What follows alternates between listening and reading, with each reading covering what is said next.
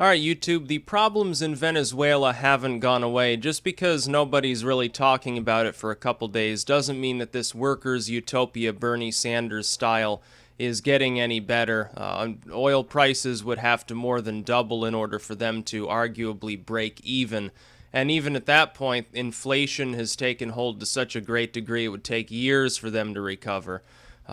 Food is still short. They had to cut their imports.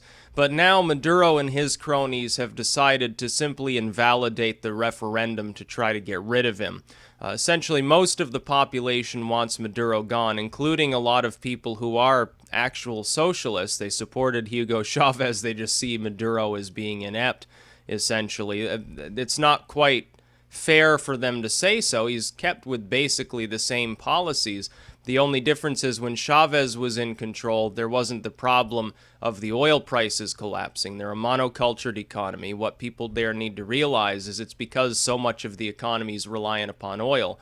And both Chavez and Maduro took most of this money and invested it not in increasing infrastructure, not in more efficient extraction methods, not in increasing other aspects of the economy. Because you've got central planning, the government has to actually be the one primarily investing in such things. It's not like a free market.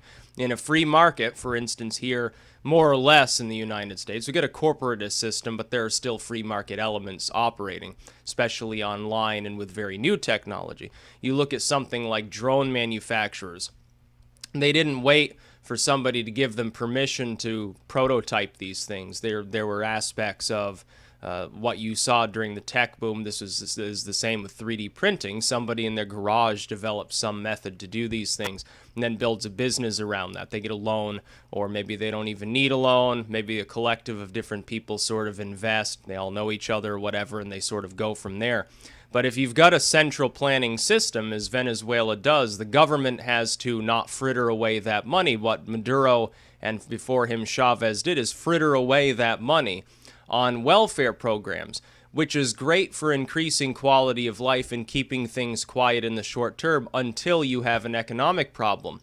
The problem with Venezuela wasn't even so much the socialism itself, so much as the socialism never led to the diversification of the economy. So when things oil-wise went bad, as they have now for the last year and a half, there's a huge problem. But Maduro wants to cling to power. He, I guess, would rather shoot at his own people and beat them down than actually step down and let somebody come in who can at least get the rudiments of an economy going again.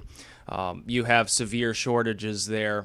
Several weeks ago, people had already begun to hunt feral animals in the cities, which is a sure sign that you've got some significant problems. It's not like people in some impoverished remote area have regressed to a semi-nomadic lifestyle and pulled up their roots and abandoned a village somewhere. That happens all the time in third world nations.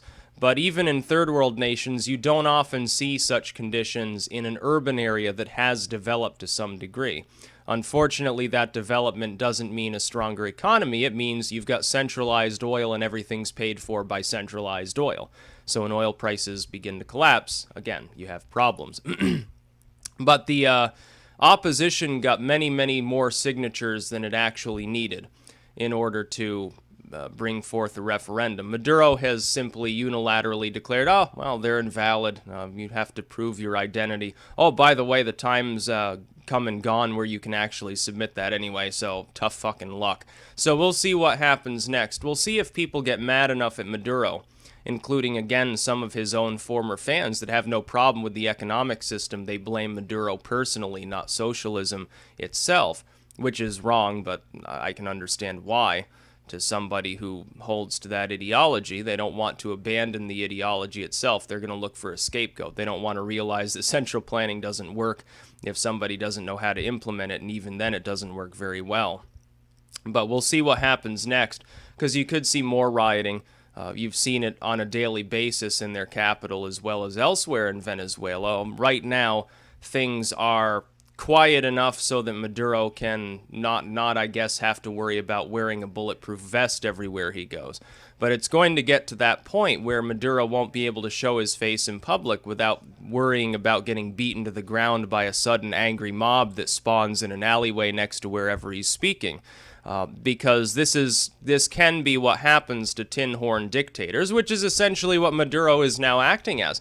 You don't seem to realize, I think, Venezuela pretends to be a constitutional republic, and yet Maduro has repeatedly now failed to actually allow people to participate in the Republican system of government. They're the ones that elected the opposition that's currently trying to oust him.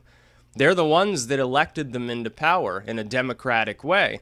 And yet this referendum, which is perfectly legal under a constitution he himself, his own movement, ratified and had no problem with, he refuses to actually listen to that move. So, again, we'll see what happens in the coming months.